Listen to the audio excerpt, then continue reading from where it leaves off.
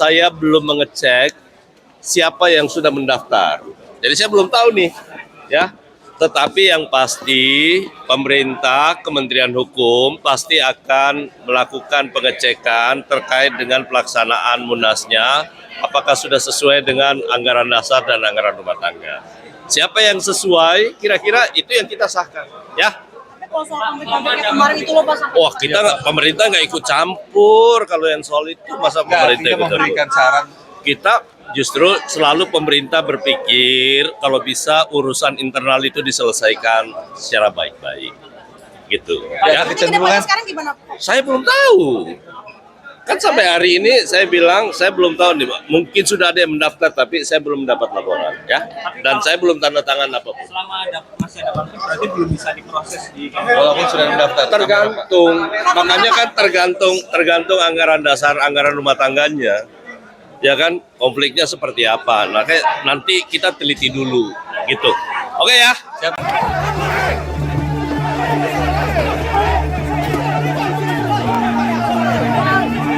Ketegangan Muktamar XP3 menyita perhatian publik. Dari kubu Agus Suparmanto, Sekretaris Steering Komite XP3 Rusman Yaakub menjelaskan bahwa Agus akhirnya terpilih sebagai Ketua Umum P3 periode 2025 hingga 2030 melalui aklamasi. Namun sebelum sampai pada kesepakatan itu, dinamika internal memicu ketegangan bahkan perpecahan di antara kader.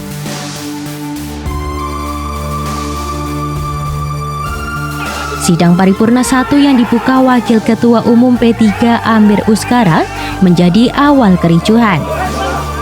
Peserta muktamar sempat menginterupsi dan meminta pimpinan sidang diganti, tetapi Amir menolak dan bahkan melontarkan pernyataan yang dinilai menantang peserta. Namun Pak Amir sama sekali tidak menghiraukan dan memberi kesempatan untuk peserta mengungkapkan pendapatnya. Muktamirin mengungkapkan keberatan atas kepemimpinan sidang yang statusnya adalah ketua tim pemenangan salah satu calon ketua umum dan meminta sidang dipimpin oleh ketua SC dan sekretaris SC Muktamar, namun tidak diindahkan. 2. Pak Amir mengungkapkan kalimat menantang Muktamirin yang mencederai tata aturan sidang dan keabsahan sidang dengan menghilangkan hak bicara peserta muktamar dengan pernyataan, meski kalian DPW dan DPC, tetapi saya yang menentukan karena saya yang memegang palu.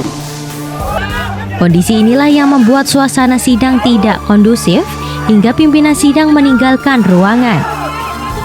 Para muktamirin kemudian menunjuk sejumlah pengurus partai untuk memimpin sidang secara bergantian.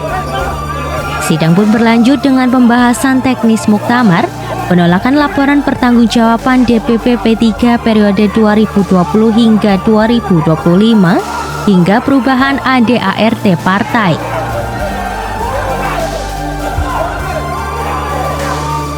Pada proses pendaftaran calon ketua umum, hanya Agus Suparmanto yang mendaftar dan dinyatakan lolos verifikasi.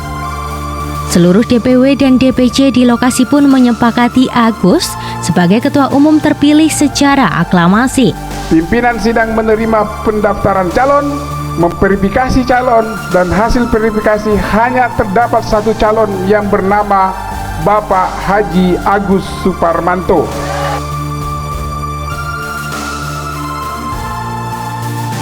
Dalam sambutannya, Agus mengajak seluruh kader P3 untuk kembali bersatu dan tidak berlarut dalam konflik muktamar.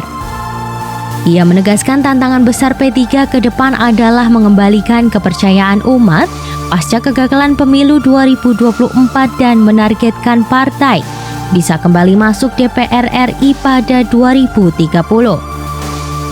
Sejumlah tokoh senior P3 pun terlihat merapat mendukung Agus, mulai dari Romahur Muzi hingga Arwani Tomafi.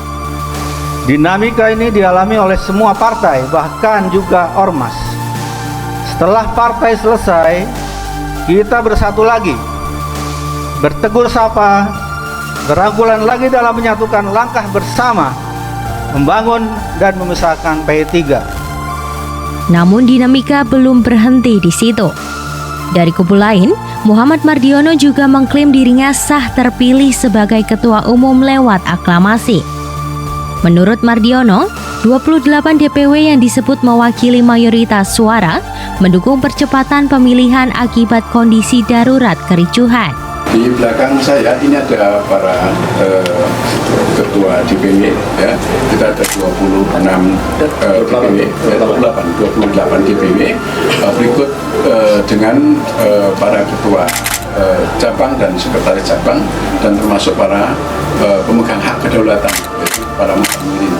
Itu hampir 80%, ya, 80% semuanya menyetujui untuk kita mengambil langkah-langkah cepat agar tidak terjadi keributan yang berkepanjangan.